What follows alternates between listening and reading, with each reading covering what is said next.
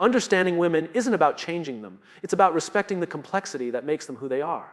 The mistake many people make is approaching women as if they are a puzzle to be solved, a problem that needs a clear solution, or a behavior that must be altered to fit expectations.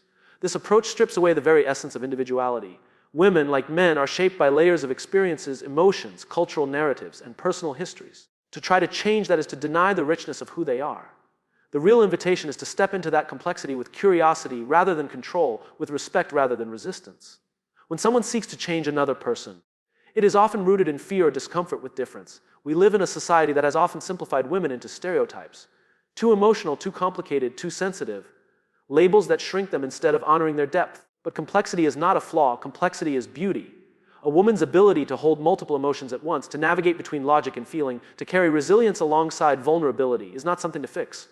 It is something to admire. Respect begins with acceptance. To respect a woman means to acknowledge that her perspective might differ from yours, and that difference is not a threat, but a contribution. It means listening not with the intent to reply, but with the intent to understand. It means allowing space for contradictions without demanding she choose one side. A woman can be strong and soft, independent yet desiring connection, logical in decision, making yet deeply guided by intuition. None of these states cancel the other out. They coexist, and that coexistence is what makes her human in the fullest sense. The need to change someone often comes from insecurity, from the belief that control creates certainty. But in relationships, certainty does not come from control, it comes from trust. When a woman feels that she is not being managed, corrected, or reshaped, she brings her authentic self forward. Authenticity only blooms where respect lives. And respect is not passive, it is active. It shows up in words, in patience, in the willingness to ask instead of assume, to learn instead of judge. The complexity of women is also a reflection of the complexity of life itself. Life is not linear, predictable, or uniform. It has seasons of growth, storms of struggle, and moments of stillness. Women often embody this rhythm with a natural awareness. To respect that is to respect life's flow. When she needs space, it is not rejection, it is rhythm. When she needs closeness, it is not dependence, it is rhythm. Respect means attuning to that ebb and flow without trying to freeze it in one permanent state. Another dimension of respect is valuing her voice. Too often women have been told to be quiet, to shrink, to not take up space. To truly respect the complexity of who they are means creating room for that voice to be heard in its fullness. Sometimes her voice will come as strength, other times as uncertainty, but both are worthy. Complexity means she may change her mind, revise her feelings, or see things from a new angle tomorrow. That is not inconsistency, it is growth. Respect honors that growth instead of condemning it. To respect complexity is also to understand that a woman's identity cannot be confined to the roles society assigns. She is not only a daughter, a partner, a mother, or a professional. She is all of these and more, and within each role there are layers that shift over time. Respect means not reducing her to one identity, one moment, or one label. It means seeing the whole person, not just the part that is convenient to you. In the end, respect is not about agreement, it is about recognition. It is about saying, I see you as you are, not as I wish you to be. When you respect the complexity of a woman, you step into partnership instead of power struggle. You move from control to collaboration. And in that space, relationships become richer, trust deepens, and connection becomes real, not forced. Understanding is not about fixing, it is about seeing, hearing, and valuing. That is where respect begins. Emotions are not weakness, they are intelligence expressed in a different language. The modern world has trained us to elevate logic above feeling, to see rationality as strength and emotions as vulnerability. Yet the truth is that emotions are not the enemy of reason, they are its companion, a layer of intelligence that speaks in a tone that words often fail to capture. When someone cries, when someone feels joy so deeply that it radiates through their presence, or when fear quietly whispers caution before a decision, these are not signs of fragility. They are signals carrying information, guiding us in ways that pure logic cannot. To dismiss emotions is to dismiss one of the most ancient survival tools humanity has ever had. Long before we developed language or systems of reason, our ancestors relied on emotions to navigate danger, to seek connection, to sense trust or betrayal. Emotions are the body's shorthand, the subconscious making itself visible. Anger warns that a boundary has been crossed. Sadness invites reflection and healing. Joy tells us we are aligned with meaning. Fear alerts us to risk. Each emotion is data, a form of intelligence encoded not in numbers or words, but in feelings that move us toward or away from what matters. The challenge arises when society teaches people, especially women, that feeling deeply is a flaw. When a woman expresses strong emotions, she is too often labeled as irrational, overreactive, or dramatic. Yet neuroscience shows that women tend to process emotions with heightened awareness, noticing subtleties and connections that men sometimes overlook. This is not weakness, it is emotional intelligence at work. It is the ability to read between the lines, to catch the unspoken, to sense tension before words ever confirm it. Emotions are also the language of relationships. Logic can structure a conversation, but emotions give it meaning. You may not remember the exact words someone said to you years ago, but you will remember how those words made you feel. That memory shapes trust, intimacy, and connection. If emotions were weakness, they would fade quickly. Instead, they imprint themselves into the core of our being, reminding us what to hold close and what to guard against. Consider leadership. The most effective leaders are not those who are coldly rational, detached from feeling, but those who can inspire. Inspiration is emotional. It is the ability to move hearts, not just minds. A speech filled with statistics may inform, but a speech that carries genuine emotion transforms. In the same way, a partner who shows empathy in a relationship does more for healing than one who only offers logical solutions. Emotion communicates care in ways logic alone never could. There is also a profound intelligence in vulnerability. To admit fear, to confess love, to show grief. These acts require courage because they reveal the truest parts of ourselves. And in that revealing, we connect on a level that logic cannot access. You cannot argue someone into love or reason them out of pain. Those journeys must be felt, not calculated. To embrace emotions as intelligence means to embrace the full spectrum of human experience without shame. Even in decision-making, emotions guide us more than we realize. The gut feeling, the sense that something is right or wrong, is emotion distilled into intuition. Studies show that people who lose the ability to feel emotions due to brain damage struggle to make even the simplest decisions. They can list pros and cons endlessly, but they cannot choose. Emotions are the spark that turns analysis into action. They give weight, urgency, and direction to thought. To treat emotions as weakness is to silence half the voice of the human experience. It is to live in a world where the heart is muted while only the mind speaks. But intelligence is not only measured by logic, IQ, or analysis. Intelligence is also measured by the capacity to feel, to empathize, to read the invisible signals that shape our choices and our relationships. Emotional intelligence builds bridges where logic alone builds walls. When we begin to honor emotions as a form of intelligence, we stop shaming them. We stop telling people to calm down when they express what they feel, and instead we start listening to the information that feeling carries. We learn to translate the language of emotions into action, reflection, and deeper understanding. We realize that tears can reveal truths words hide, that anger can spark change where complacency thrives, that joy can fuel persistence where logic says quit. Emotions are not interruptions to the human story. They are the very color and texture of that story, giving depth what only draws outlines. The way women connect is not random. It's rooted in psychology, in patterns that have shaped human relationships for centuries. Connection for women is often portrayed as mysterious or unpredictable, as if affection, loyalty, or intimacy appear without reason. But science and history both suggest otherwise. Women's way of bonding is tied deeply to survival, to emotional intelligence, and to the intricate design of human social life. What may look like intuition or chance is in truth an evolved pattern that has served families, communities, and civilizations for generations. From the earliest human tribes, women carried the role of building networks. While men often hunted or protected, women cultivated relationships, ensuring that resources, knowledge, and emotional support were shared. That pattern is not outdated. It still echoes in the way women form connections today. Psychology shows that women's brains are wired with higher levels of oxytocin, the hormone linked to bonding and trust.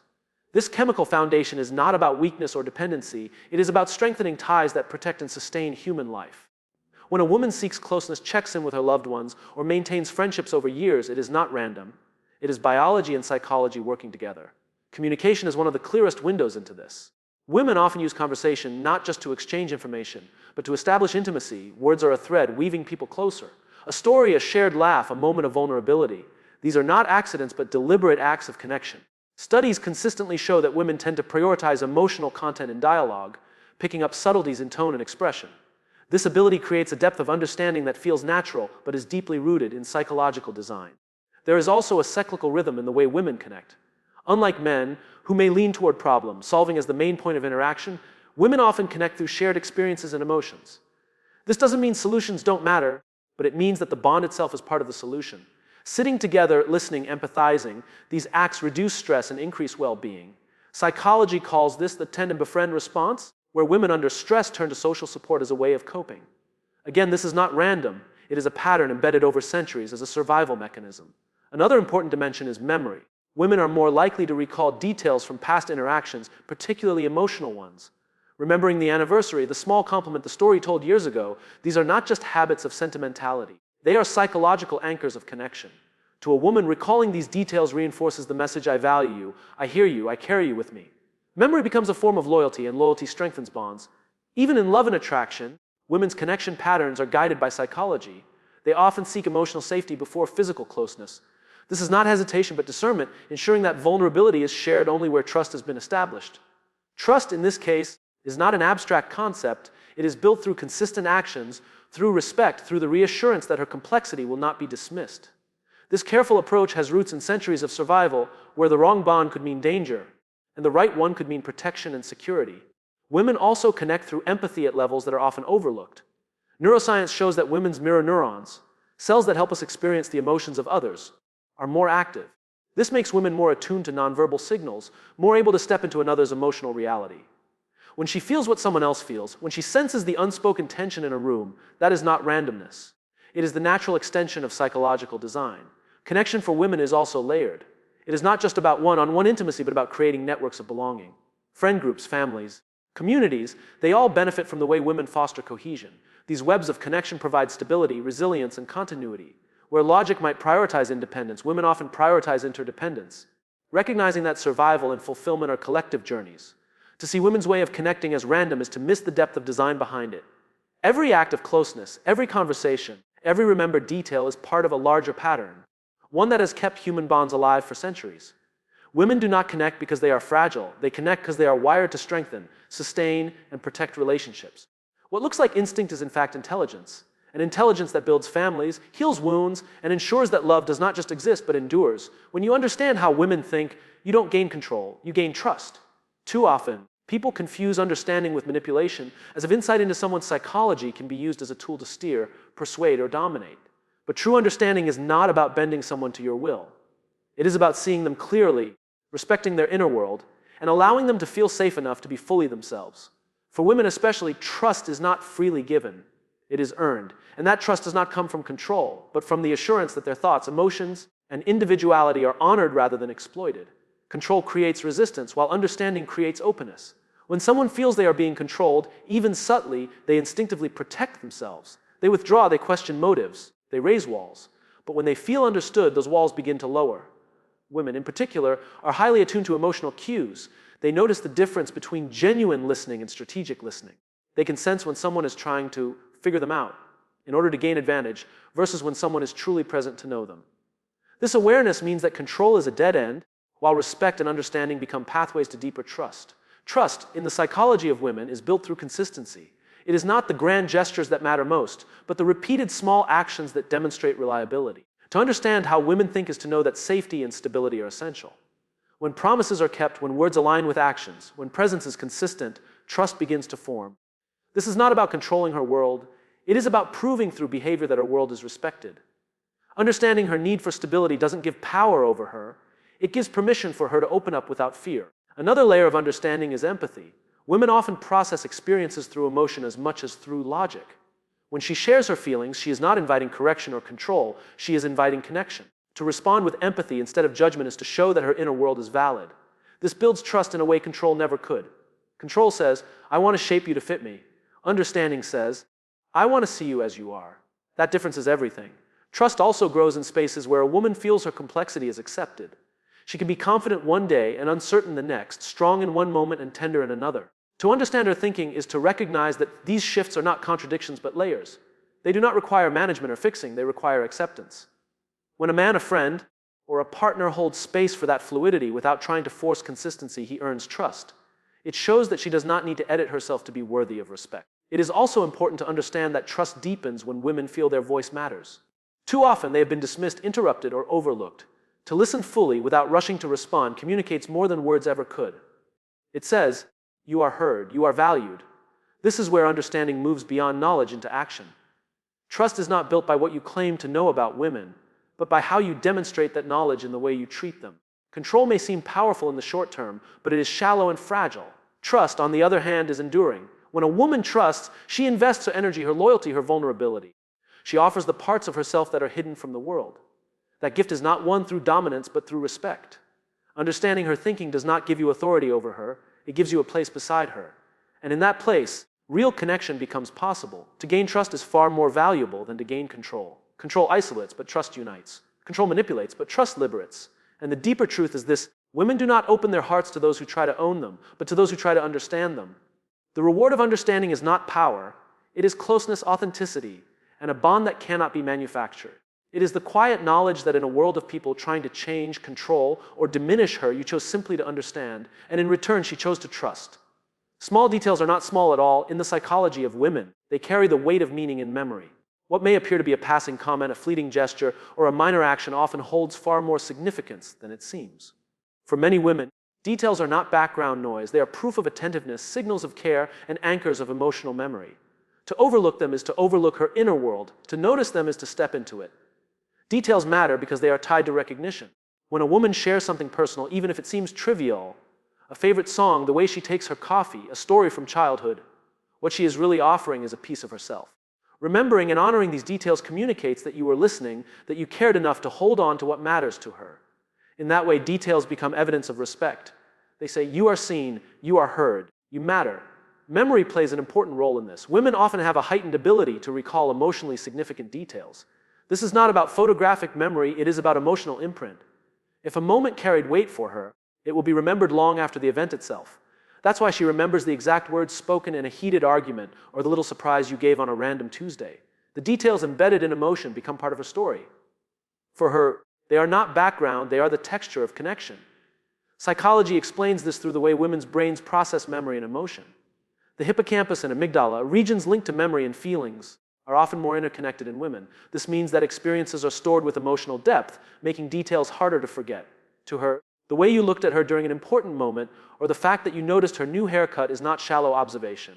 It is part of the larger narrative of how safe, valued, and cherished she feels. Small details also act as signals of presence. In relationships, presence is not just physical, it is emotional. To notice that she seems quieter today, to remember she has an important meeting, to acknowledge her favorite flowers. These actions say you are not just near her, but with her. In the psychology of women, such gestures carry meaning because they are proof of connection. They confirm that she is not invisible, that her life and emotions are not being overlooked. What makes details so powerful is that they often reveal effort. Grand gestures are impressive, but they are also obvious. Small details, however, require attention. They show that you were listening when it wasn't convenient, that you remembered when no one else would. To a woman, this kind of attentiveness is not small, it is the foundation of trust. It assures her that she is not just part of your world in general, but that her individuality has a place in your heart. Even in conflict, details carry weight. The tone of voice, the choice of words, the timing of silence, all these small elements can shape how she experiences the moment. A careless phrase may echo long after the disagreement ends, while a thoughtful word can soften the sharpest edges. Details in communication define whether she feels respected or dismissed. They determine whether trust grows or erodes. Beyond relationships, small details in daily life hold symbolic meaning. A note left on the table, remembering how she likes her food, noticing when she changes something about herself. These gestures speak volumes without requiring speeches. In psychology, they are called bids for connection, and responding to them builds intimacy. To a woman, these moments are not trivial. They are proof that love lives in the ordinary, not just in the extraordinary. When people dismiss details as unimportant, they miss the truth that details are the language of care. They are the threads that weave trust, affection, and memory together. Women do not cling to details because they are sentimental. They honor them because details are where sincerity lives. To forget may not always mean neglect, but to remember always means presence. And presence is what transforms relationships from surface level to meaningful. Small details, then, are not about perfection, but about intention. They are not tests to be passed, but opportunities to connect. To see them, to value them, is to understand that in the psychology of women, love and memory are written in the fine print. And in that fine print lies the truest evidence of devotion. The real strength of a man is not in overpowering, but in creating the safety where a woman's psychology feels free to flourish. For generations, strength has been measured in terms of dominance, physical power, authority, and control. Yet history and psychology both reveal a different truth. True strength is not about how much force you can exert, but about how much space you can hold. Overpowering may silence or suppress, but it never nurtures growth. Safety, on the other hand, is the soil in which trust, intimacy, and authentic connection take root. When a woman feels safe emotionally, mentally, and physically, she does not shrink, she expands. Safety unlocks the parts of her that the world has often forced her to guard. In safety, her laughter comes more easily, her vulnerability shows more freely, her dreams stretch more boldly.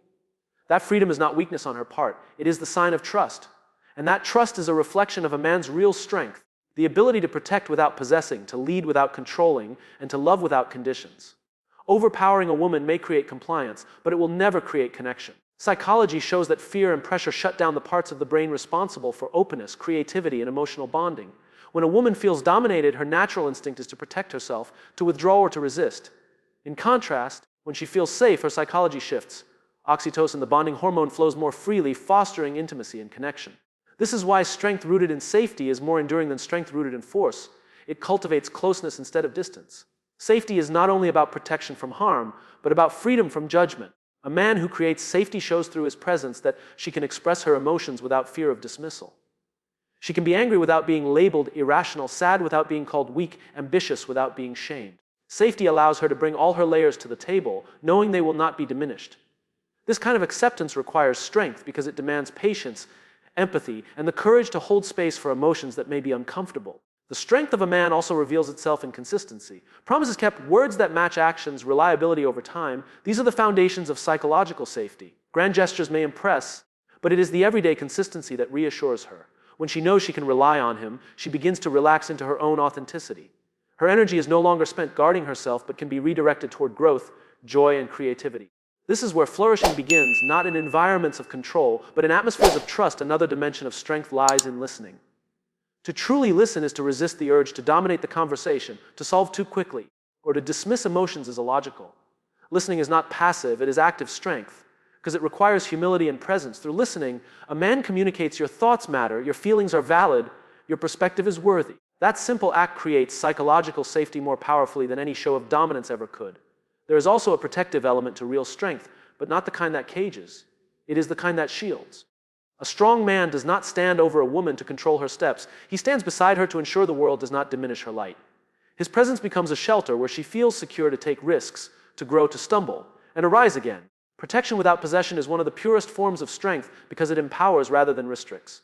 In relationships, this strength transforms dynamics. Instead of power struggles, there is partnership. Instead of fear, there is freedom. Instead of suppression, there is expression. The man who seeks to overpower may win short-term obedience, but the man who creates safety wins long-term trust, love, and respect. And this is not only about women, it is about the mark of a man's character. Strength defined by safety builds communities, families, and futures that are stable and flourishing. True strength is quiet yet unshakable. It is not in the raised voice, but in the steady hand, not in domination, but in devotion, not in the ability to break down walls, but in the ability to build a space where walls are no longer needed. In that space, a woman's psychology, with all its complexity, does not merely survive, it thrives. And the man who creates such safety leaves a legacy far greater than control. He leaves a world where love, respect, and trust can grow without fear.